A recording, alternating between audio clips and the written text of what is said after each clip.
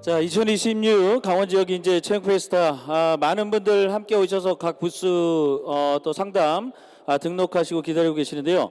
도착하신 분들께 다시 한번 안내 말씀드리면 등록은 상담 등록은 각 여러분들 부스에 보시면 위에 QR코드가 있습니다. 그래서 QR코드를 찍으시면 등록을 할 수가 있고요.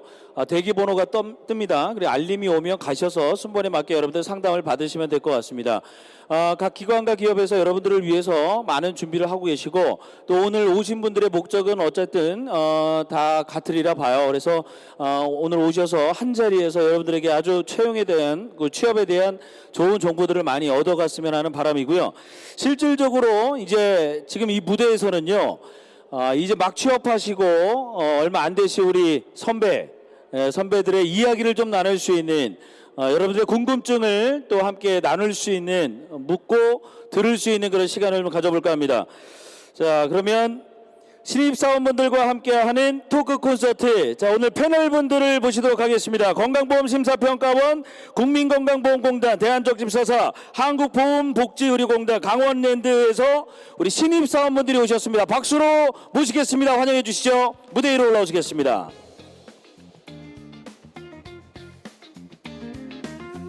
자, 건강보험심사평가원의 박미연님, 국민건강보험공단의 한예선님, 대한적집사사의 황윤영님, 한국보험복지의료공단 우리 안영태님, 그리고 강원랜드의 이정훈님 이렇게 5분 모셨네요. 자, 여러분들 박수로 함께 환영해 주시기 바라겠습니다. 자리에 앉으시기 바랄게요.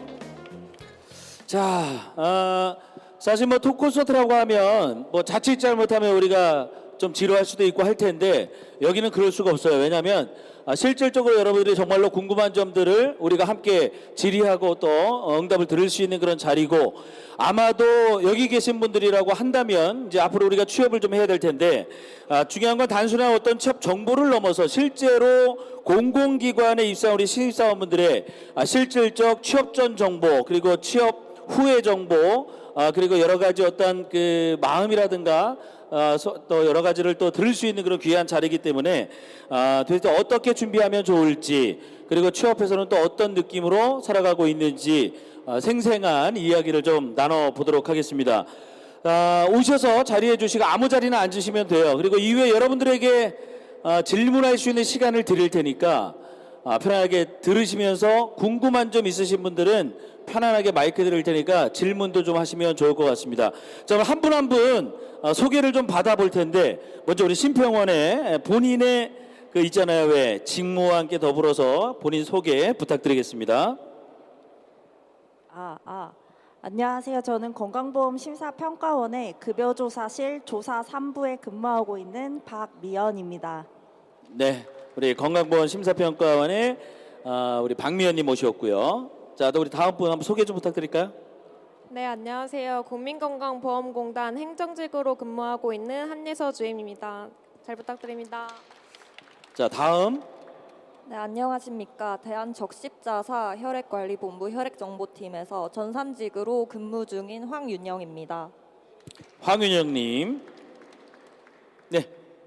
네, 안녕하세요. 저는 한국보험복지의료공단에서 홍보 업무를 담당하고 있는 안영태라고 합니다. 반갑습니다. 네, 한국보험복지의료공단의 안영태님. 자, 마지막으로요. 네, 안녕하세요. 저는 강원랜드 인사팀에서 인사 파트 채용 업무 담당하고 있는 이정훈입니다. 네, 우리 강원랜드의 이정훈님을 딱 소개하는데 딱 눈에 확 띄긴 띄죠. 이게 또 직장에 따라서 그 느낌이 좀 다른지 강원랜드 느낌이 물씬 나십니다. 예. 자, 우리 이제 각 기관에서 이제 신입사원으로 이제 취직을 해서 근무를 하시고 계시는 분들인데 그러면 우리 심평원의 박미연님은 취업하신 지 얼마나 되신 거예요? 근무하신 지? 저는 6월 30일 날 입사를 해서 예. 지금 한 9개월 정도, 10개월 정도 되었습니다. 9개월 정도, 10개월 정도. 자, 9개월, 10개월이면 어느 정도 좀 이제 적응이 되고 분위기가 좀 이렇게 익숙해질 때입니다. 어때요? 취업 전하고 취업 후에 본인에게 달라진 점이 좀 있다면? 우선 가장 크게 달라진 점은 꿈이 바뀐다는 점입니다. 그 전에는 취업이 목표이기 때문에 매일 저녁 취업을 위한 공부를 했었는데요. 지금은 같은 자격증을 따더라도 저의 이제 업무 역량이나 자기 개발을 위해 준비하고 있다는 점이 달라서 마음의 여유가 좀 많이 생기는 것 같습니다. 네, 취업 전에는 오롯이 뭐 이제 취업이 가장 큰 목적이기 때문에 근데 이제 취업하고 나니까 꿈이 달라졌다. 그럼 취업하고 난 다음에 어떤 꿈이 생겼어요? 지금은 업무 적응과 조금 전문성 향상이 더 중요하다고 느껴져서 관련 자격증을 취득하려고 노력합니다. 아, 그럼 취업하고 난 다음에도 뭔가 할 게 많네요. 예, 역시 쉬지 않고 달려가는 게 우리네 인생이라지만 그 어렵게 취업했는데 또 자격증도 따야 되고 근무 연관성에서 좀 더 나은 어떤 삶을 위해서 노력한다라는 건데, 자 그러면 우리 옆에 우리 국민건강공단 한예선님, 근무하신 지 얼마나 됐어요? 네, 저는 25년 하반기 채용에 합격해서 지금 근무한 지 3개월 조금 오, 넘었습니다. 따끈따끈합니다. 이 얼마 안 되셨는데 그러면 취업을 하시고 지금 아직 적응이 잘 안 됐겠네요, 그죠? 네, 수습 해제된 지 이제 얼마 되지 않아서 이제 적응해 나가는 중입니다. 아, 수습 해제가 되셨고 일단 기분은 어때요? 취업 전과 지금 3개월 됐으니까 아마 뭐 어때요? 사실 기분은 너무 좋고요. 예. 저도 이제 더 이상 이제 필기나 자격증 공부를 하지 않아도 된다는 점이 이분은 한다는데? 저도 이제 직무 관련 자격증 공부는 아, 하지만 네. 좀 부담감은 좀 덜 한 것 같아요. 부담감은 취업 좀 덜한 것 전보다. 같고. 네. 어때요? 이게 원픽이었나요? 지금 근무하시는 데가 아니면은 이렇게 지원을 하다 보니까 여기가 된 건가요? 이거 물어봐도 되나 모르겠네 참. 국민건강보험공단이 바로 앞에 있어서 네, 저는 건강보험공단이 제일 가고 싶었습니다. 가고 싶었어요. 네. 어떤 이유에서? 저는 사실 이제 공단 채용 전에 계속 공단에서 이제 기간제도 근무를 하고 아. 업무 경험이 있었는데 그때 경험이 좋았어서 가장 합격하고 싶었던 기간인 것 같습니다. 그렇군요. 자 그러면 우리 대한적집사사 우리 황윤영님 근무한 지 얼마나 됐어요? 저는 이제 곧 4월 1일에 입사해서 곧 1년을 채워갑니다. 아 1년 됐으면 이제 저건 거의 다 됐겠네요. 네, 이제 예. 거의 됐습니다. 예, 요즘 어때요 생활하는 게? 요즘 생활하는 게 저는 여기 원주에서 일을 하게 되면서 이제 올라온 거였는데 네. 일을 시작하다 보니까 생각보다 친구를 사귈 기회도 별로 없고 무료해서 저도 다시 자격증 공부를 하고 있습니다. 아, 이게 한 5개월 지나면서 반년 정도 지나면은 이제 직무연관에서 여러 가지 자격증이라든가 또 여러 가지 어떤 목적들이 다시 생기는 것 같네요, 그죠? 자, 그러면 이 질문은 그냥 대략적으로 3번 정도만 좀 하고 이제 실질적으로 좀 여러분들이 좀 궁금할 수 있는 부분들로 좀 접근해서 가보도록 하겠습니다. 우리 그 강원랜드 이정훈님. 우리 공공기 취업을 하시게 됐는데 사실은 강원랜드라는 게 약간 좀 특수성도 있잖아요, 그죠? 기관하고는 좀 특성이 있는데 원래 그 강원랜드를 목적으로 해서 취업 준비를 하신 거예요? 저는 사실 강원랜드 오기 바로 직전에 마사회에서 인턴을 한번 한 적이 있었는데 네네. 그때 이제 사행 산업이라는 거에 굉장히 좀 흥미를 느껴서 네. 강원랜드 마사회는 이제 경마만 이제 취급하는 반면에 강원랜드는 좀 복합 리조트, 카지노 여러 가지 분야를 많이 다루고 있다 보니까 이쪽에 좀 더 관심을 갖고 지원을 하게 됐던 것 같습니다. 보통 보면 이제 마사회도 그렇고 강원랜드도 그렇고 약간 그 비슷한 유의 어떤 그런 그죠? 그렇습니다. 예, 기관인데 그 계기가 있어요. 내가 그럼 사행산업 쪽으로 좀 이렇게 해봐야 되겠다라고 했던 전공 관련인가요? 뭐 사행 산업에 특별히 관심을 갖고 있지는 않았었는데 예. 이제 제가 미국에서 유학을 할 때 이쪽 범죄 쪽 전공을 조금 공부를 했었는데 그 느낌이 있다. 그때 조금 예. 재미를 느껴서 이쪽에 조금 관심을 조금 더 갖게 됐던 것 같습니다. 그 어떠세요? 지금 이제 계기는 그러면은 이제 범죄 쪽 관련된 공부를 하다 보니까 관심도 생기고 해서 그러니까 마사회는 그렇다. 저기 강원랜드는 이제 본인이 결정을 딱 해서 들어간 걸 거 아니에요? 예, 어떠세요? 들어가기 전과 들어가 나온 후에 사실 제가 지금 하고 있는 업무 자체는 이제 제가 했던 전공과는 조금 결이 달라서 예, 저는 인사 파트에 있다 보니까 근데 또 인사 파트만의 또 다른 또 새로운 재미가 있는 것 같아요, 저는. 자 우리 그러면 그 옆에 우리 우리 안영태님, 네. 예, 어떤 업무를 보신다 그랬죠? 행정 업무라고 그랬나요? 네, 저는 사무직 업무하면서 홍보실에서 사무직 홍보. 업무를 아, 그러시구나. 그러면 그 이 의료공단에 이게 취직하게 된 계기, 지원하게 된 계기, 그 지금 공식 질문이니까 제가 일단 드릴게요. 네, 저희가 보통 이제 의료공단보다는 보훈공단이라고 말을 하는데, 예, 보훈공단. 네, 저는 이제 7년 동안 장교 복무한 다음에 어디를 갈까 생각하고 있다가 제 아내가 추천을 해가지고 일단 넣게 됐습니다. 아내가 추천을 해서. 네네. 본인 의사하고 상관없이 잘 저는- 살고 계시네요. 네, 저는 그렇게 크게 걱정 없었는데 예. 아내가 한번 넣어보라라고 해가지고 어. 네, 잘 뽑아주셔가지고 네. 행복하게 다니고 있습니다. 이렇게 잘 살고 계시는 거예요. 결혼하고 나면 여러 가지 이런저런 생각보다는 아내가 시키는 거 하면 돼요. 잘하신 것 같아요. 잘 살고 계시는 것 같고.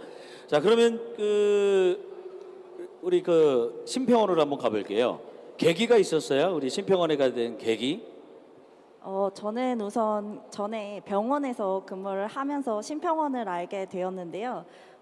공공기관이 안정성적인 측면에서 높고, 그리고 또 병원은 약간 수동적인 업무 성향을 가지고 있는데 좀 주도적인 업무 성향과 좀 성장 가능성이 있다는 점이 저한테 메리트로 다가와서 이제 건강보험 심사평가원을 조금 지원하게 되었습니다. 그럼 옆에 분은 어떤 계기로 지원하게 됐어요? 우선 학교 내에서 건강보험공단으로 취직하는 선후배 분들이 많았고 처음 근무를 시작할 때 보건소에서 일을 했었는데 이런 관련 경험이 있다 보니까 계속 공단에 관심이 갔던 것 같습니다. 근데 여기에서 되게 중요한 부분이 좀 있잖아요. 그러니까 이 질문 이제 계기 부분에서는 이제 공식적인 질문이 있으니까 드렸는데 저도 이제 사회 경험을 하고 여러분들과 같이 어떤 그런 걱정들도 해보고 했는데 대학 갈 때도 우리가 고등학교 때 진학하면 전공을 선택할 때도 한 가지 문제점이 와요. 내가 관심 있는 부분을 가야 되는 것이냐 아니면 사회에서 바라보는 관점을 생각해서 가야 되는 것이냐. 그러니까 그 부분에서 우리가 고민들이 많은데 내가 그런 어떤 계기가 있어서 취직이 됐단 말이죠. 그 취직이 되고 나니까 달라진 점을 여쭤봤잖아요. 이 부분에서 우리 후배님들에게 직장을 선택할 때 그리고 이 지원할 때에 가장 중요한 것이 무엇인가? 이건 질문이 없는데 제가 진짜 이런 부분이 더 궁금하고 중요할 것 같아서 한번 여쭤보거든요. 누가 좀 이야기를 좀 해주실래요? 눈빛이 강원랜드가 제일 쩌렁쩌렁하시니까 그러면 우리 강원랜드의 이정훈님께서 지금 이 질문의 의도는 아셨죠? 예, 이해했습니다. 예, 그러니까 계기는 분명히 있습니다. 근데 그 계기가 정말로 내가 전공을 해서 혹은 내가 관심이 있어서 아니면 사회적인 어떤 그런 그 관점 부분에 있어서 여러 가지 어떤 계기가 있단 말이죠. 근데 이 진짜 내가 어떤 것 때문에 취업을 했는지는 모르겠지만 본인의 취업 후에 이 부분이 되게 중요하단 말이에요. 취업 후에 내가 왜냐하면 평생 직장이 될 수가 있잖아요. 어떤 조언을 좀 해주고 싶으세요? 저는 먼저 공부를 하실 때는 자신이 좋아하는 분야를 좀 깊게 파고들면서 공부를 하면 좋을 것 같다라는 말씀을 먼저 한번 드리고 싶고, 근데 이제 취업을 하고 나서 입사를 하고 나서 그 이후에는 또 다른 정말 새로운 분야들을 접할 수 있는 기회들이 또 많다 보니까 그쪽 부분에 또 몸을 담게 되면 또 다른 또 재미를 느낄 수 있으실 거고, 그래서 저는 준비를 할 때는 자신이 좋아하는 그리고 전공이 혹시라도 자신이 관심이 있어서 그 전공을 선택했다면 그 전공을 계속 살리는 것도 저는 또 다른 방법이 될 수 있을 거라고 생각을 하고 있습니다. 네, 아무래도 여기 계신 분들이 이제 대학생이다 보니까 대부분 우리가 전공을 이렇게 선택하는데 예전에 이제 대학 갈 때 성적으로 좀 많이 하지 않아요? 아닌가? 아니 보통 뭐 본인이 정말로 원해서 가는 전공도 있곤 하지만 4년 동안에 내가 성적에 맞춰서 전공을 선택하고 나면 그 4년 동안에 거기에 관심도가 높아지는 학생도 있는데 적응 못하는 학생들도 꽤 많거든요. 왜냐하면 수업 자체가 4년 내내 그걸 해야 되니까. 그게 되게 중요한 부분 같습니다. 취업도 마찬가지인 것 같은데 이 부분에 대해서 혹시 우리 그 심평원의 성함이 박미연님께서 해주고 싶은 얘기 있다면? 공공기관을 준비할 때 공공기관이 엄청 다양한 분야로 많잖아요. 근데 저희가 많이 드리는 말씀은 원픽을 정하라고 말씀을 드리거든요. 그래서 가장 하고 싶은 일, 이 어쨌든 평생 직장이 될 수도 있으니까 가장 하고 싶은 일, 여기서 배우고 싶은 일, 계속해서 지속적으로 할 수 있는 일인가 생각을 하셔서 공공기관을 선택을 하시고 취업 준비도 그쪽 방향으로 준비하시기를 조금 추천드립니다. 내가 원하는 걸 무조건 내가 취업을 지원한다고 해서 될 수 있는 거는 아니니까 원픽을 정해놓고 차선으로 단계별로 좀 올라갈 수 있는 방법을 선택하는 것이 무엇보다 중요하다, 이런 말씀이신 것 같고, 그러면은 우리 한예선님 어떻게 생각하세요, 이 부분에 대해서? 네, 저도 대학생 때 방황의 시기가 있었는데요. 어떻게 방황하셨어요? 내가 과연 가고 싶은 기관이 어딘가, 어디에 취업을 하면 좋을까에 대해서 고민을 했던 시기가 있었던 것 같습니다. 그때 가장 중요했던 건, 만약에 내가 관심 있는 기업이 두세 군데라도 있다면은 관련 기관에 인턴이나 계약직 근무를 하면서 일 경험을 해보는 것도 중요한 것 같습니다. 왜냐면 이제 말씀해주신 것처럼 평생 직장이 될 수도 있기 때문에 네, 관련 경험을 해보는 것을 추천합니다. 네. 근데 보통 제가 이제 방송을 하면서 중소기업 촬영을 많이 다녔었거든요. 근데 중소기업에 가면 정말로 그 일자리도 많이 있는 곳도 있어요. 근데 이제 우리는 사람 마음 다 똑같잖아요. 좀 더 좋은 곳에서, 좀 더 내가 원하는 곳에서 일하려고 하는 것이 무엇보다 중요한데, 어쨌든 공기업이 됐던 대기업이 됐던 큰 여러 가지 어떤 원하는 것들이 됐던, 이게 또 가보면 달라질 수가 있다라는 건 확실해요. 그죠? 내가 생각했던 거와 판이하게 다를 수도 분명히 있을 텐데, 자, 그럼 황윤성님 어떠세요? 이런 이야기를 좀 들으면서 본인이 대한적집사사에 취업을 했잖아요. 1년 됐죠? 네. 1년 근무해 보시니까 그 아까 처음에 질문하고 좀 비슷한 질문일 수는 있는데, 이 질문하고 연계해서 후배분들에게 해주실 말씀 있으시다면? 사실 다들 원픽의 기업을 가신 것 같은데, 사실 저는 취업 준비를 할 때 그런 걸 따로 정해 두지는 않았습니다. 그냥 저는 스스로 성향을 생각했을 때 사기업보다는 공공기관이 더 맞다고 생각해서 공공기관 취업을 준비했는데요.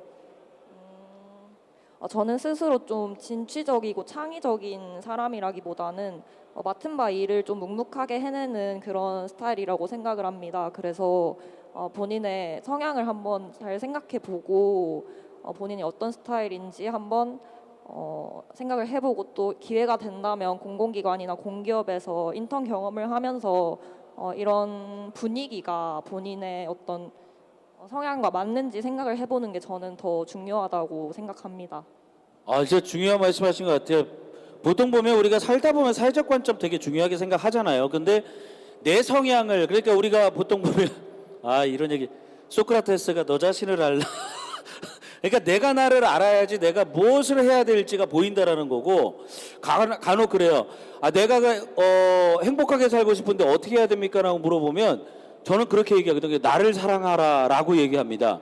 내가 나를 사랑하면 내가 나에게 대해서 관심을 갖게 돼요. 반대로 얘기하면 이성과의 어떤 만남에 있어서 누군가를 좋아하게 되면 되게 궁금해 하잖아요. 그러니까 내가 나에 대해서 사랑을 하게 되면 내가 나에 대해서 궁금해 한다라는 거죠. 그러니까 직장이 어떤 환경이냐, 또 어떤 직장이냐가 중요한 게 아니라, 우리 말씀하신 대로 내가 어떤 성향이냐, 우리가 흔히 요즘 유행하게 하는 MBTI가 어떻게 되느냐, 이 부분들에 대해서 먼저 초점을 맞추고 그 이후에 어떤 그런 방향을 설정하는 것도 무엇보다 중요하겠다. 다 동의하십니까? 어떻게 생각하세요? 우리 그 보험공단, 일단 아내분이 추천해서 가셨다고 하니까 이 부분에 대해서 어떻게 생각하는지. 네, 저도 근데 굉장히 공감하는 부분이고, 그리고 특히 이런 자리에 와가지고 각 공공기관이나 다른 기업들 보면서 내가 좀 맞는가를 그 상담해 주신 분을 통해 좀 알 수 있는 기회가 된 것 같아서 전 여기 오신 분들 참 대단하다 생각합니다. 그러니까 미리 오셔가지고 이런 자리가, 이런 채용 페스타, 박람회 이런 행사들이 확실히 되게 중요한 것 같긴 합니다. 그죠? 한 자리에서 다양한 정보를 좀 얻을 수 있으니까. 자, 그러면 취업 준비 공식 질문을 일단 건들고 우리가 이제 사적인 질문을 좀 드릴게요. 취업 준비 기간은 어느 정도였고 어떻게 준비했나요? 라는 게 이제 질문지가 와 있는데, 일단은 우리 순서대로 좀 가보도록 하겠습니다. 심평원의 박미연님, 어느 정도 준비했고 또 어떻게 결과가 나온 건가요? 저는 건강보험 심사평가원 1년 반 정도 준비를 했고요. 예. 지원서는 처음부터 계속 넣어서 자소서는 1년 반 동안 연습이 충분히 되었었던 것 같습니다.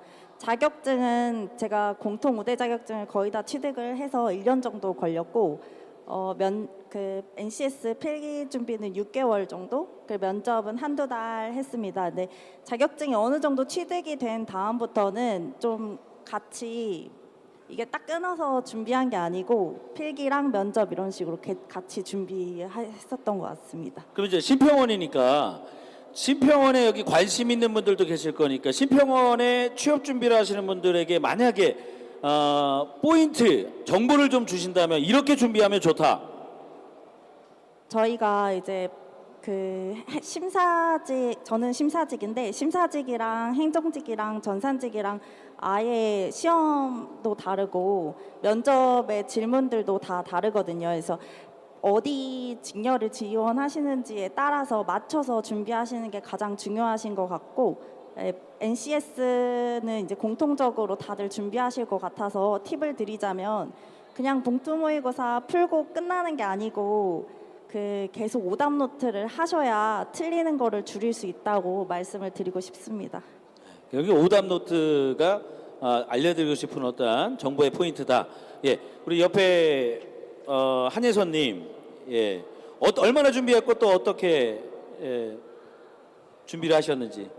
저는 채용 준비 기간이 좀 길었던 편인데요. 저는 3년 정도 걸린 것 같습니다. 그래서 서류에서 필기 합격까지, 필기 합격에서 면접 합격까지가 굉장히 저한테는 오래 걸렸고 힘들었던 기간이었는데 우선 마인드 컨트롤이 가장 중요할 것 같고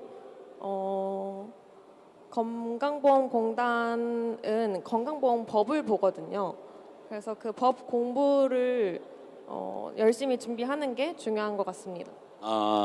어쨌든 직렬에 따라서 또 기관에 따라서 준비해야 될 부분들이 좀 다르니까 건강보험공단은 건강 관련된 법을 또 준비하는 게 무엇보다 중요하다라는 말씀인 것 같고, 그러면 대한적집자사 우리 지금 근무하고 계시는 황윤영님 어느 정도 준비했고 어떻게 준비했나요?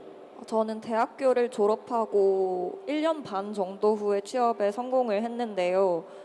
저는 일단 졸업을 했을 때 학교를 다닐 때는 사실 취업에 크게 연연히 하지 않고 좀 놀고 있었기 때문에 자격증이 토익 점수 하나밖에 없었습니다.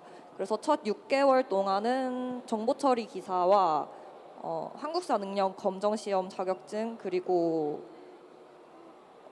네, 그렇게 두 가지를 취득을 했고 인턴에 합격해서 인턴을 하면서 6개월 동안 빅데이터 분석 기사를 땄습니다. 그렇게 기사 2개를 가지고 일단 그렇게 1년 동안은 경험을 쌓고 자격증을 취득하는 데 집중을 했습니다.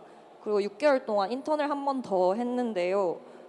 좀 인턴을 하면서 거의 독서실 인턴이라고 유명한 한수원에서 인턴을 했기 때문에 6개월 동안 공부를 하다 보니까 합격한 기업들이 한 3-4군데 정도 됐습니다. 그래서 면접을 봐서 합격해서 들어올 수 있었습니다. 인턴이 상당히 중요하던가요? 인턴 생활 말씀하시나요? 네, 저는 굉장히 중요하고 좋은 경험이었다고 생각합니다. 왜냐하면 인턴을 통해서 경험을 쌓을 수 있을 뿐만 아니라 저와 같은 길을 가는 친구들과 함께 공부를 하고 또 면접 준비도 할 수 있기 때문에 그 점에서 저는 인턴을 굉장히 추천하고 있습니다.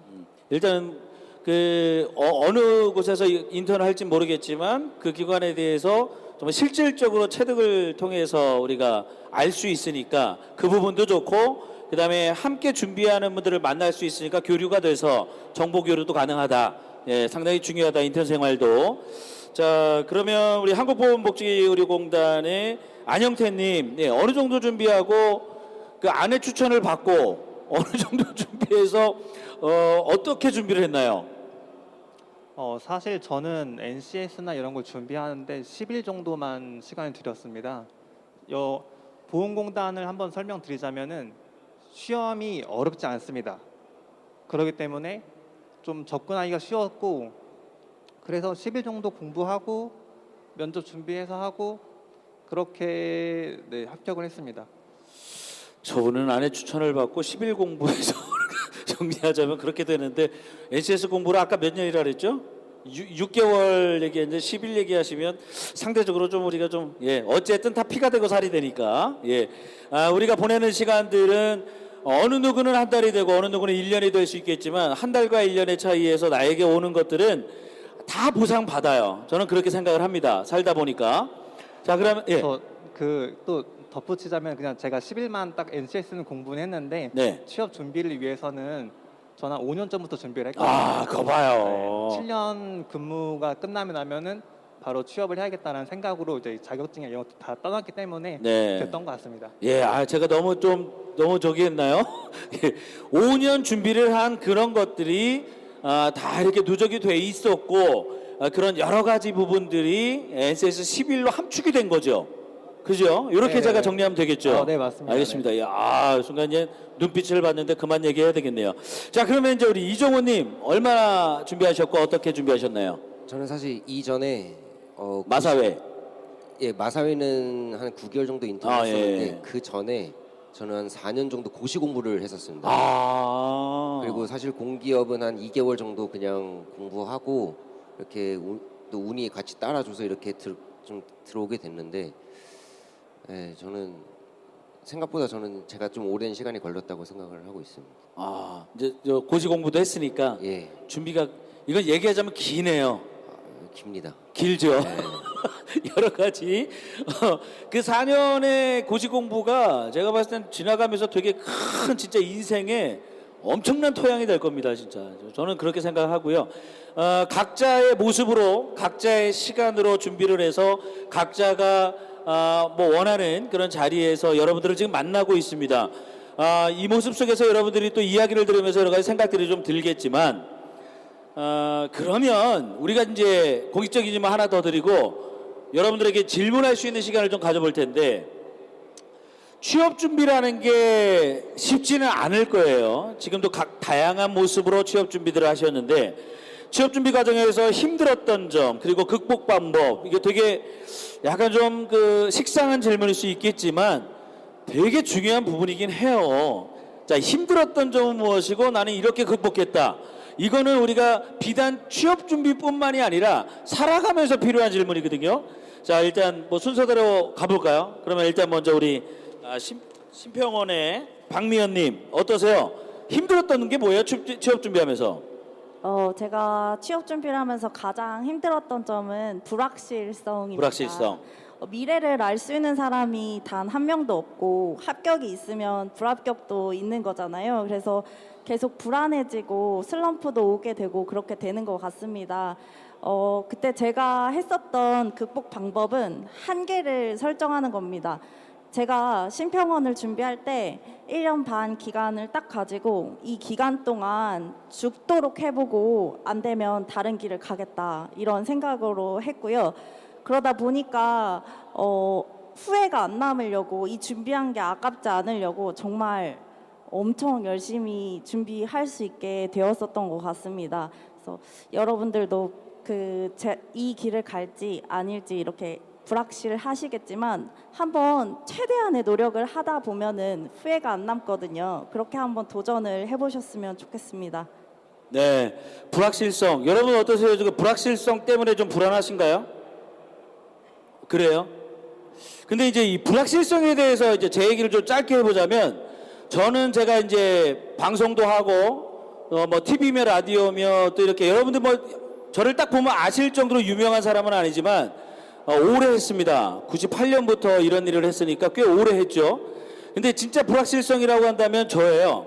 저는 국제관계학을 전공을 했는데 MC라는 직업을 하려고 하니까 제 직업 자체가 없었어요. 그 당시에는 학과도 없었습니다. 근데 이 일을 오랜 세월 내가 좋아하는 걸 찾아서 꾸준하게 하니까 기회가 내가 생각하지 않은 곳에서 너무 많이 오는 거예요. 불확실성은 살아가면서 늘 있는 거고 이 불확실성을 이길 수 있는 건 나에 대한 믿음이죠.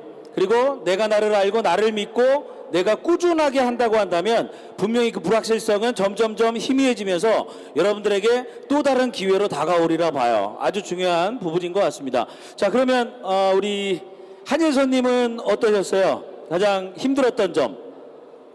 네, 네, 저도 불확실함과 더불어서 이제 취업 준비 기간이 길어지면서 이제 제 친구들은 다 합격하는데 나만 맞아. 네, 그 자리에 있는 것 같은 생각이 어. 들 때 가장 힘들었던 것 같습니다. 이제 꾸준히 하는 거는 물론이고 우선 이제 저를 돌보는 시간이 가장 중요하다고 생각을 하는데 좀 자신만의 힐링 포인트를 찾는 것이 중요하다고 생각합니다. 그래서 저는 3년 동안 이제 떨어질 때마다 이제 채용 기간이 다 끝나면 여행을 떠나는데요. 극복 방법이었네요. 네. 어. 이제 예민해질 수도 있기 때문에 저 혼자 여행을 뭐 친구들이랑 뭐 가거나 하면서 좀 저를 돌보고 이제 다시 리프레시를 하는 시간을 가졌던 것 같습니다. 네. 사실은 이제 주변을 돌아보면 그게 나도 솔직히 되게 힘들 것 같아. 그 나이는 차가는데 내 친구들은 다 막 취업을 해서 그런데 나는 지금 이게 뭐 하는 건가 오는 거기에서 오는 되게 그 자괴감, 스스로 자존감도 떨어지게 되고 이렇게 하는데 야, 이게 좀 여기서 또 제 얘기를 그러니까 해도 되나 모르겠네. 제가 그 졸업을 31살에 했어요, 대학을. 예, 대학을 2군데 졸업을 했는데 이때 오는 게 되게 힘든 게 뭐냐면 이미 다 취업을 하고 이미 다 돈을 벌고 있었거든요. 근데 그때 되게 힘들죠. 근데 제가 이제 50대인데 살다 보니까 여러분들이 늦다고 생각하는 게 정말 늦은 시간이 아니더라고요. 예, 충분히 그렇게 남하고 비교할 필요가 전혀 없다라는 말씀을 드립니다.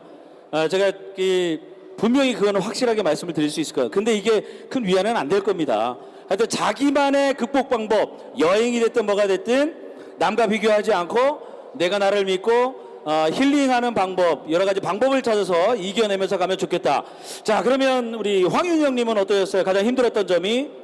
저는 소속감을 좀 중시하는데요. 대학생 때는 대학생이라는 소속이 있었고, 그런데 6개월간 백수 생활을 하고 또 인턴에 합격을 해서 다니면서 인턴 계약 기간이 끝나갈 때마다 이제 불안감이 찾아왔습니다. 이제 인턴이 끝나면 돌아갈 곳이 없기 때문에 그래서 저는 그냥 플랜 B, C, D를 작성하는 식으로 극복을 했습니다. 그래서 안 되면 인턴을 한 번 더 하면 되고 그것도 안 되면 제가 스펙이 부족한 것이라고 판단을 해서 부트캠프를 한번 가보는 것도 괜찮을 것 같고 뭐 이렇게 저렇게 해도 다 안 되면 그냥 워홀 가버리자 이렇게 생각하면서 저는 마인드 컨트롤을 했습니다. 아하, 마지막이 워홀이었군요. 워홀은 안 갔죠, 그래서? 네, 근데 그렇게 하다 보니까 불안감이 사라지면서 오히려 그냥 첫 번째 계획이었던 바로 취업하기에 성공할 수 있었습니다. 예, 다행이네요. 만약에 떨어져서 워홀을 갔더라면, 예, 상상을 해본다면, 네, 저는 플랜 B, C, D를 짜고 생각을 해보니까 플랜 D가 아무래도 제일 재미있을 것 같아서 불안감이 많이 없어졌던 것 같습니다. 플랜 A가 있고 B가 있고 C가 있는데 D가 가장 재밌을 것 같다라는 어떤 그 평온함이 있었네요.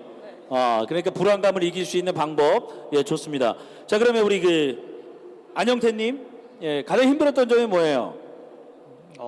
저는 사실 크게 힘들었던 적이 없어서 그러니까 왜 그러냐면은 저는 장교로 복무를 하고 있었고 전역을 하고 나면 퇴직금이 나오니까 준비할 수 있는 자금도 있었고 그렇기 때문에 딱히 힘들었다는 생각은 많이 안 드는데 근데 이렇게 할 수 있었던 거는 제가 아무래도 대학 동안에 했던 대학 신문사 활동이라든지 그리고 장교하면서 홍보 활동을 하면서 정훈 장교로 활동했던 것들 이런 것들 좀 경험들이랑 경력들이 좀 쌓여갔기 때문에 좀 덜 힘들었지 않았나 좀 약간 특이한 케이스인 것 같습니다. 그러니까 이제 그 장교로서 활동하신 게 결국에 직장 생활을 했기 때문에 일단 마인드 컨트롤이 되게 이제 좀 잘 되는 어떤 그런 입장에 있었고, 그다음에 이제 그런 부분들이 겹겹이 쌓여서 좀 평온하게 취업을 잘할 수 있었다 이렇게 그냥 예상을 하고 이정훈님은 제가 보니까 일단 유학을 가셨고, 그다음에 또 범죄에 관심도 있었고, 또 마사에서 9개월 근무하시고, 또 강원랜드에 오셨단 말이에요. 이제 그 안에서 어떤 뭐 그 과정 속에서 내가 취업 때마다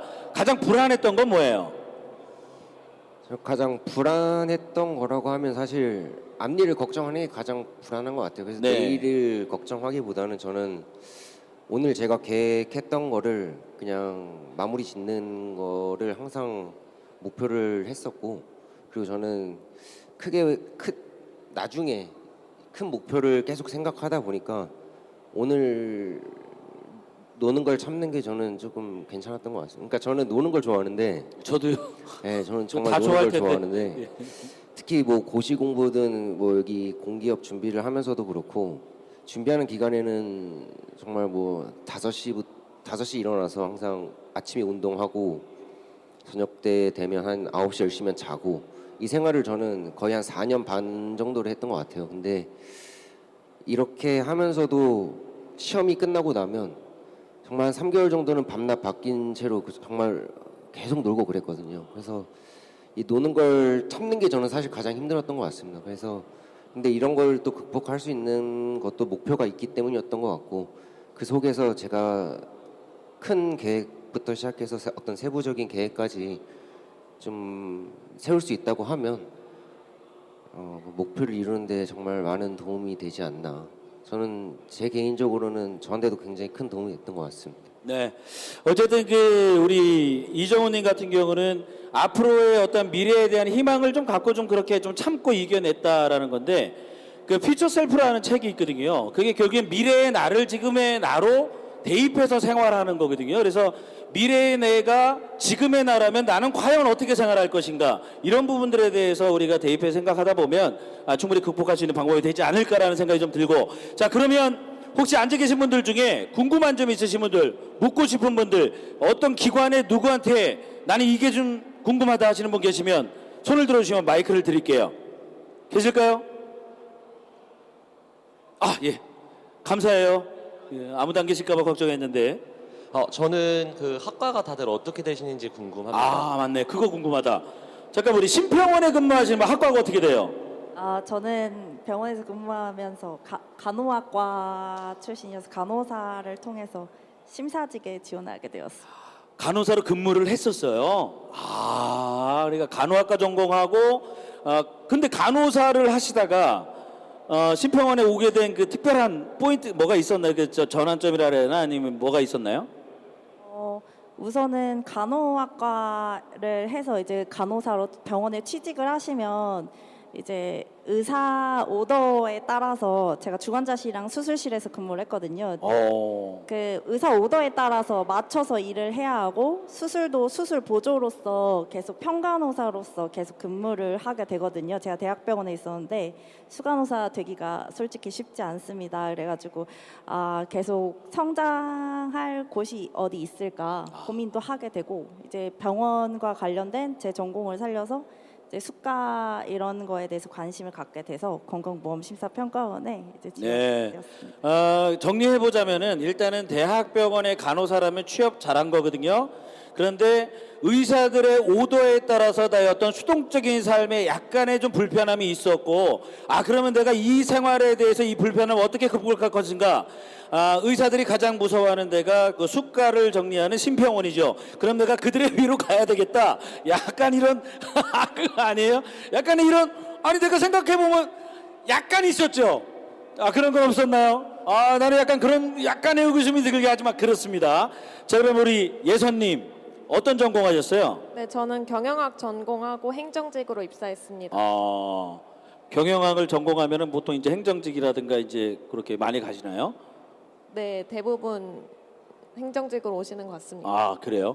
경영학의 행정직, 간호사. 그러니까 이게 전공하고 비슷하게는 다 가는 거네요, 그죠? 그러니까 우리가 여름 비슷한 것 같아요, 그죠? 자, 우리 윤영님은 어떻게 전공? 저는 전공이 좀 특이한데 고고인류학이라고 고고학과 인류학을 전공하고 있었습니다. 그런데 전공이 적성에 잘 맞지 않아서 대학교 3학년 때부터 컴퓨터 공학을 복수 전공해서 복수 전공한 전공대로 취업을 하게 되었습니다. 고고인류학.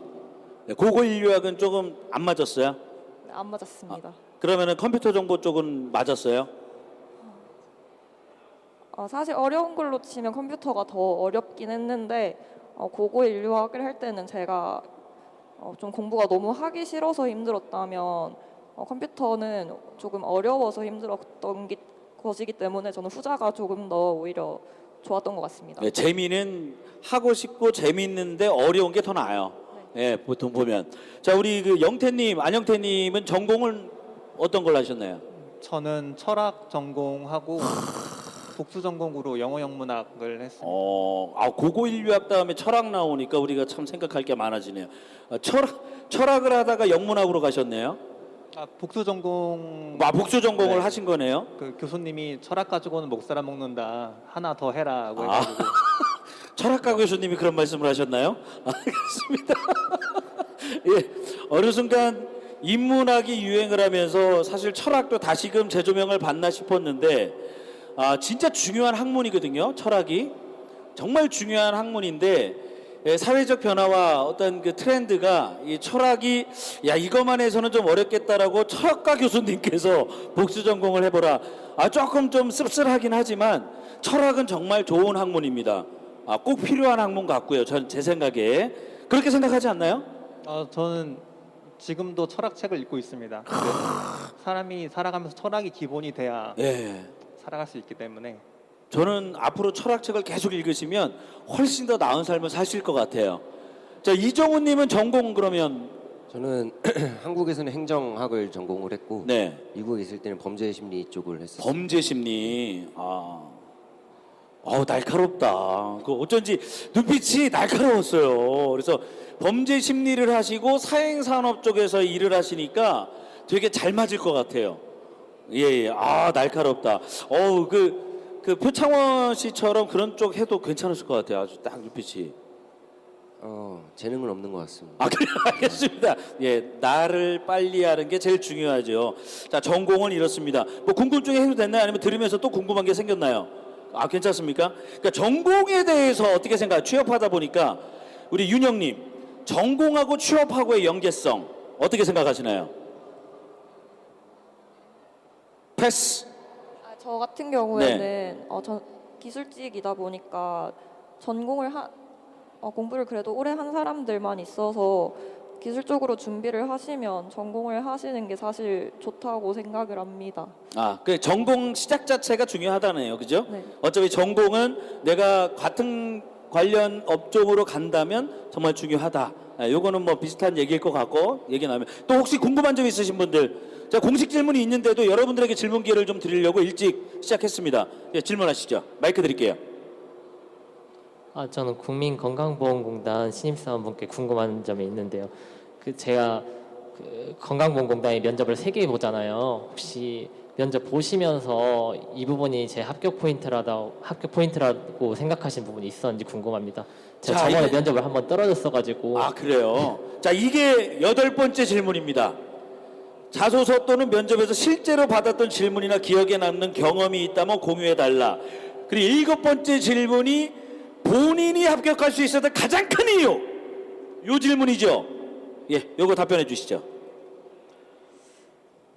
저는 면접을 총 3번을 봤었는데요. 2번은 탈락하고 최종에서 마지막에 합격을 했는데 그때 조금 달랐던 게 좀 토론 면접에서 다른 면모가 있었지 않았나 싶습니다.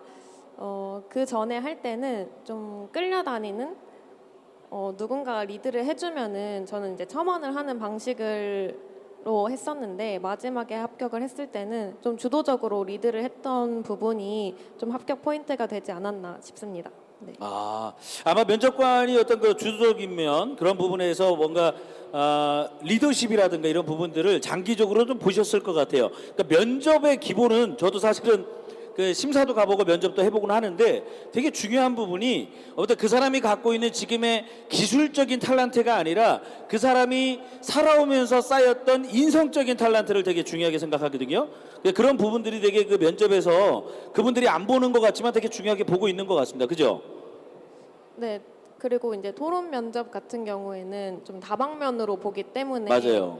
네, 그 주도적인 부분뿐만 아니라 내가 원활하게 이끌어 가고 있는가 아니면 이제 상대방과의 호흡도 중요하기 때문에 좀 여러 포인트를 신경을 쓴다면은 좀 합격률이 올라가지 않을까라고 생각합니다. 네. 그 토론 면접에서 그 주도적인 면이라든가 아니면 남들을 배려하는 부분이라든가 그 안에 사실은 그런 부분들을 다 보는 거거든요. 그게 되게 중요한 부분인 것 같습니다. 좀 도움이 됐나요? 잠깐만 어떤 거? 더 질문하세요. 괜찮습니다. 제가 일찍 시작해가지고 여러분들이 질문해 주신 시간이 많아요. 말씀하십시오. 혹시 상황 면접이나 인성 면접 관련해서도 좀 팁 주실 수 있으신지 궁금합니다. 결국에는 면접 팁 좀 달라는 거죠. 좀 인성 면접에서 말씀드리고 싶은 부분은 저는 진정성이 가장 중요하다고 생각을 합니다. 왜냐면 이게 사람이 평가하는 것이기 때문에 내가 이제 진정성 있고 좀 간절함이 보인다면은 내가 답변이 조금 부족하거나 조금 절거나 더듬거나 하더라도 그런 부분은 감안할 수 있기 때문에 진솔함을 보여주는 게 가장 중요할 것 같고, 이제 자소서에 적었던 부분도 꼭 참고하셔서 면접에 대비를 하시면 좋을 것 같습니다. 네, 어떤 그 실수한 부분 가지고서 면접관들이 바로 등락을 결정하지는 않는 것 같아요. 그러니까 실수하더라도 자신 있게 자기가 그런 것들을 어떻게 내가 대처하느냐의 부분도 되게 중요할 것 같다는 생각이 좀 듭니다. 자, 또 다른 질문 혹시 있으신 분? 본인이 공식 질문 2개를 하신 거예요. 잘하셨습니다. 자, 또 다른 질문 있으신 분 혹시 손 들고 질문을 해주시면 좋을 것 같습니다. 있으신가요? 자, 우리 여기 앞쪽에 마이크 좀 부탁드리겠습니다.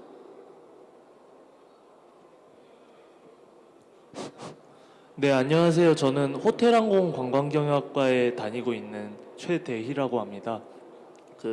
강원랜드 관련해서 질문이 있는데요. 강원랜드 특성상 이제 카지노나 이제 복합 리조트 업무를 다루는 걸로 알고 있습니다. 근데 이제 카지노 관련해서 취업을 한다면 이제 준비해야 할 게 약간 어떤 것이 있는지 그 부분이 되게 모호한 부분이 있지 않나라는 생각에 질문을 드리게 되었습니다. 네. 일단 제 의견을 먼저 말씀드리기 전에 어떤 부분이 모호하다고 생각하시는지 조금만 설명을 해주실 수 있으신지. 그러니까 소위 말해서 이제 우리가 여기 강원에도 나와 있죠. 여기에서는 어쨌든 취업 가이드는 해드릴 거 아니에요, 그죠? 이제 그런 부분도 혹시 가보셨어요? 아직 안 가보셨어요? 네, 아직은 안 가봤습니다. 그러면 지금 궁금하거나 그 모호한 부분이 어떤 부분인지를 말씀해 주시면 가기 전에 아주 실질적 답변 듣고 그 답변 듣고 강원대 가셔서 상담해 보시면 훨씬 더 도움이 될 것 같습니다. 모호한 부분이 어떤 부분일까요? 혹시 이제 인사 쪽 담당하신다 했는데 이제 다른 부분에 있어서 홍보나 뭐 다른 부서, 예를 들면 이제 특수성이 있는 딜러라든지 그런 부분에 있어서도 준비해야 할 것들을 혹시 또 알고 계신지. 제 동기들이 딜러가 굉장히 많은데, 딜러 친구들이 굉장히 많은데, 그 친구들 말을 들어봤을 때는 절반 정도는 그래도 강원랜드 내에서 이제 운영하는 아르바이트, 딜러 아르바이트 경력이나 아니면 체험형 인턴 딜러의 경력을 또 쌓을 수 있는 기회가 굉장히 많아요. 그래서 그런 부분들을 통해 경험을 쌓게 되면 아무래도 공채 면접을 들어갔을 때 좀 유용하게 사용할 수 있는 그런 또 하나의 길이 있지 않나라고 생각이 들고, 그리고 사실 공채 같은 경우에는 필기 시험을 먼저 합격을 하는 게 저는 개인적으로 중요하다고 생각합니다. 물론 필기 시험이 실무에 와서 그렇게 유용할지는 판단하는 게 개인의 몫이지만 일단 회사의 입장에서는 그 사람을 알 수 있는 방법이 없고 객관적인 지표를 통해서 어떤 특정 기준을 넘어야 그 사람을 면접을 보는 거기 때문에 일단 필기 시험을 준비를 하시는 게 저는 우선시 돼야 된다고 보고, 그리고 면접 가서도 사실 아까 뭐 면접에 관해서도 팁을 굉장히 물어보셨는데, 제가 생각하는 또 하나의 면접의 팁은 묻는 말에 대답을 해야 됩니다. 이게 제가 지원자들을 정말 많이 봤는데 생각보다 자신이 준비해온 것들이 너무 많아갖고 그 안에서만 말을 하려고 하다 보니까 묻는 말에 대답을 잘 안 합니다. 그래서 묻는 말에 대답하는 게 가장 중요한 것 같고, 그리고 자신감을 갖고 또 면접장에 들어가면 그 기운이 또 느껴지지 않을까 싶습니다. 네, 답변 되셨죠? 네. 일단은 한 산을 건너야 된다라는 거. 필기에 붙어야 면접을 할 수 있다. 일단은 필기 공부를 좀 열심히 하는 게 중요하다. 그리고 면접의 기본은 묻는 말에 잘 대답하는 거예요. 사실 이제 면접이라는 것들이 가이드가 있고 그거에 대해 막 준비하다 보니까 딴 얘기하고 있는 거 요점 없이 그거 가장 안 좋습니다. 그래서 남의 이야기를 잘 듣는 거 평상시에 이거 되게 중요합니다. 이해를 빨리 하고 간단 명료하게 묻는 말에 대답하기. 자, 혹시 또 질문 있으신 분 계시면 손 들어주시면 마이크 갖다 드릴게요. 자, 없으세요? 없으시면 야, 취업 준비하면서 나 이거 하길 잘했다. 이거 하기를 정말 잘했다. 이거는 꼭 해야 된다. 혹시 팁 하나씩 있으시면 취업 준비하면서 나는 이거 하길 잘했다. 예, 혹시 말씀하실 게 있으신 분 먼저. 예, 우리 신평원의 박미연님. 저는 신평원에서 인턴을 하면서 인턴들끼리 스터디를 진행을 했는데요. 그냥 모집하는 게 아니고 정말 열심히 하고 의욕이 많은 친구들로 모아서 스터디를 진행을 했었습니다. 근데 이게 아무래도 뭐 전역만 해도 6개월이다 보니까 저도 지치고 막 쉬고 싶고 늘어지는 순간들이 오거든요. 그때 옆에서 막 공부를 엄청 열심히 하고 있으면은 같이 의지도 되고 응원도 되고 자극도 돼서 다시 또 공부할 수 있었던 롱런 할 수 있었던 많은 그 부분을 차지했었던 것 같습니다. 그래서 여러분들도 혼자 준비하시기가 어려우면은 정보도 얻고 같이 으쌰으쌰 할 수 있는 스터디를 하시기를 조금 추천을 드리겠습니다. 자, 우리 신평원의 박미연님은 스터디 그룹을 했던 것이 나에게는 정말로 잘한 일 같다라는 거죠.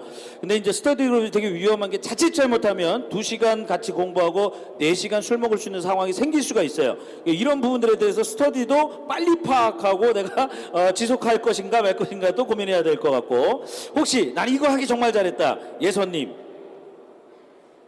저는 사실 인턴이나 계약직 근무를 좀 추천을 하는 편인데요.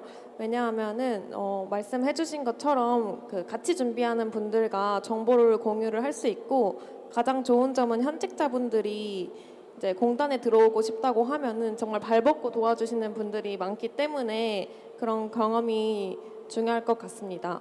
네. 네. 인턴을 하게 되면 그 안에서 뭐 인간관계 때문에 들어갈 수 있는 건 아니지만, 물론 그런 부분들이 그나마 나에게 또 힘도 되고 도움이 될 수가 있고 실질적인 어떤 정보도 줄 수 있다.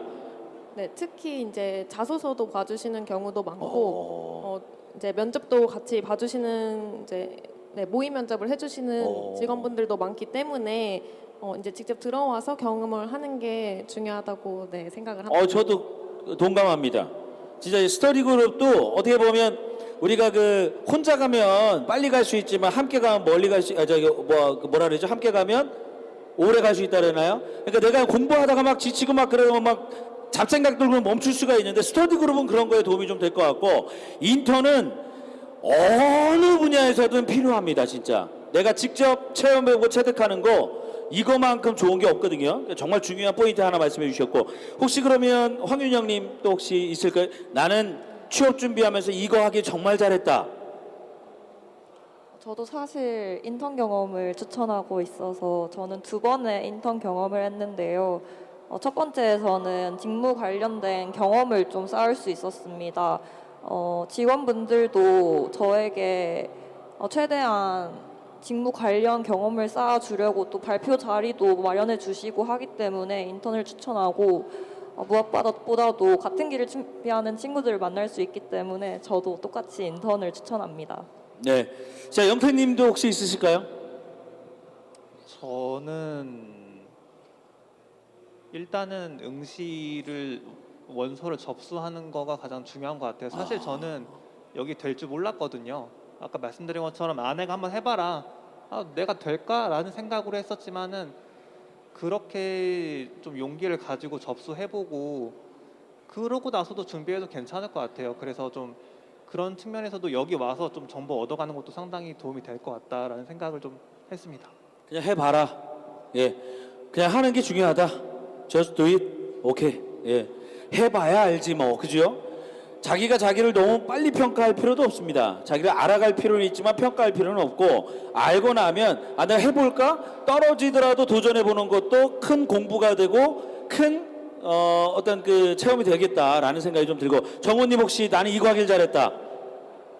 저는 외국어를 공부를 하시는 것도, 그러니까 외국어를 단순히 어떤 실용적으로 사용한다 이런 느낌보다도 점수 어떤 객관적인 이제 기업들이 원하는 어떤 객관적인 점수 커트라인이 있을 텐데 그것들은 적어도 넘기실 만큼은 좀 준비를 해보는 게 좋지 않나라고 생각이 듭니다. 왜냐하면 저 같은 경우에도 이제 외국어 점수 덕분에 사실 이 기업을 들어오기 전에 저는 공기업 필기 경험이 없다 보니까 그 2개월 사이에 한 3번을 저는 시험을 봤었는데 사실 서류를 넘는 게 힘들더라고요. 서류를 넘는 것도 사실 저는 운이 좋게 넘었지만 또 주변의 친구들 보면 굉장히 겨우겨우 넘는 친구들도 있고 탈락하는 친구들도 많은데 어쨌든 필기에 대한 어떤 경험을 쌓는 것도 저는 중요하다고 생각을 해서 지원을 했었는데 그게 외국어 점수 덕분이지 않았나 싶습니다. 그래서 적어도 필기를 많이 봐보는 게 유리하다 보니까 경험적으로도 유리할 수 있고 하다 보니까 외국어를 공부해 놓으시는 게 저는 그래도 좋지 않을까. 더 많은 기회를 접하기 위해서 외국어를 충분히 좀 공부를 해 두시는 게 저는 좋을 것 같습니다. 네, 일단은 우리가 보통 그러잖아요. 나 뭐 할까 고민하다가 할 게 없으면 운동하라는 영상도 나오던데 혹시라도 취업에 대해서 내가 막 애매하게 지금부터 뭐 하지라고 생각이 드시는 분은요, 스터디 그룹 가시고 인턴 하시다가 그리고 그냥 한번 지원도 해보시고 그다음에 영어 공부도 해보시고 일본어 공부도 해보시고 그러시면 될 것 같습니다. 그러니까 우리가 뭐 할까 고민되면 여기에 있는 내가 정말 이거 하길 잘했다 5개의 항목이 나왔으니까 이거부터 시작하시면 여러분들에게 큰 도움이 되지 않을까. 시간이 좀 더 있으니까 질문 하나만 더 받도록 하겠습니다. 딱 하나만 더 받죠. 있을까요? 하셔도 됩니다. 뭐 눈치 볼 필요 없어요. 그냥 하면 됩니다. 예. 저 우리 질문 있으신 것 같은데 고민하고 있는 거죠 지금 본인. 그러니까요. 괜찮아요. 여기 뭐 우리가 평가 마이크 갖다 드리시고 궁금한 거 질문하세요. 지금 질문할까 말까 고민하시는 것 같아서. 좀 다른 주제이긴 한데 약간 스트레스 받을 때 약간 번아웃 같은 거 왔을 때 해소법이 따로 있으신가 하고. 번아웃 왔을 때 스트레스. 아까 이제 약간 질문하고 좀 비슷한 것 같아요. 힘들었을 때 어떻게 극복하는가. 근데 되게 중요한 거는 뭐 힘들었을 때 내가 극복하는 거는 되게 큰 거로 보자면 우리가 항상 오잖아요. 사실은 그런 것들이 수시로 온단 말이에요. 내가 수시로 번아웃이 오거나 수시로 스트레스가 받고 막 그런 좌절감이 올 때 극복 방법, 해소 방법 이렇게 얘기할게요. 자, 간단하게 하나씩 어떤 게 있을까요, 미연 씨? 저는 번아웃이 왔을 때도 계속 공부를 했거든요. 네. 답답한 분이네. 이게 왜 그러냐면 저는 약간 운이 좋은 편이 아닙니다. 그래서 자격증이나 뭐 시험이나 이런 거를 간당간당 할 정도로만 공부를 하면 계속 떨어지더라고요. 그래서 저는 항상 8, 90점까지 공부를 해야지 합격을 하고 자격증을 취득을 했습니다. 분명 저 같은 고민을 하시는 분들도 있을 것이라고 생각이 듭니다. 그래서 번아웃이 오면 풀기 쉬운 거 있잖아요. 막 의사소통, 막 수리는 하기 싫으니까 막 의사소통 풀고 막 그냥 시간을 그냥 쓰는 거보다 제일 자신 있는 거, 쉬운 거 그냥 그런 거 하면서 스트레스도 조금 그러면 좀 죄책감이 덜하거든요. 그래가지고 그런 식으로 좀 하면서 넘겼던 것 같습니다. 예. 우리 미연님의 노하우는요, 번아웃이 오면 하던 거 열심히 해라. 예, 더 열심히 해라. 이렇게 일단 본인의 노하우니까 참고하시고. 어떤 노하우가 있을까요, 예선님? 저는 하루 정도는 화끈하게 노는 거를 추천드립니다. 화끈하게 노는 거. 네. 예선님은 어떻게 놀았어요? 저는 이제 여행 가거나 어. 그냥 놀러 다녔던 것 같아요. 네, 추천 여행지가 있다면? 저 바다 보는 걸 좋아해서 네. 바다 있는 곳 바다. 추천합니다. 국내인가요, 해외인가요? 둘 다. 어떻게 됐든 가면 좋다. 자, 그리고 윤영님은 어떤 해소 방법이 있어요? 저는 사실 번아웃이라고 할 만큼 번하지 않았다고 생각하는데요. 일단 공부를 하다가 저는 매일매일 운동을 일단 했습니다. 인턴을 하면서 점심시간마다 동기들과 헬스를 했었고 그렇게 운동으로 일단 마음을 좀 다지곤 했고 너무 힘들면 그냥 저녁에 소주 한잔하고 집에서 쉬고 다음 날부터 공부했습니다. 네, 운동, 술, 공부 이렇게. 그러면 자, 그다음에 우리 영태님 저도 그 말씀하신 것처럼 번아웃이 올 정도로 이렇게 하진 않았던 것 같아요. 영태님은 전체적으로 그렇게 크게 아, 네. 저는 네. 그럼에도 불구하고 제가 생각했던 거는 스트레스를 받는다는 거는 결국 자기가 받는 거잖아요. 외부 요인 때문에. 근데 외부 요인을 좀 이해하려고 하고 그럴 수도 있지라고 좀 넘어가는 마음가짐도 좋지 않을까 생각했습니다. 자, 그래서 영태님한테 지금 이제 영태님은 좀 이랬던 이유가 영태님은 아까부터 답변하는 걸 들어보면요. 그런 부분 자체를 스스로가 만들지 않으려는 아주 편안한 마음의 자세가 분명 본인한테 있어요. 그러니까 이제 우리가 흔히 얘기하는 긍정이라고 하는데 제가 생각하는 긍정은 우리가 좋은 생각을 많이 해야 되는 것도 좋지만 그냥 하는 게 긍정이거든요. 뭘 할까 고민하는 게 아니라 그냥 하는 게 우리한테 긍정일 수가 있어요. 그래서 영태님의 어떤 그런 그 마음을 다스리는 방법 이런 부분들 좀 편안하게 내가 생각할 수 있는 방법 이런 부분들을 좀 생각해 보는 것도 괜찮을 것 같습니다. 정호님, 예, 해소 방법은요?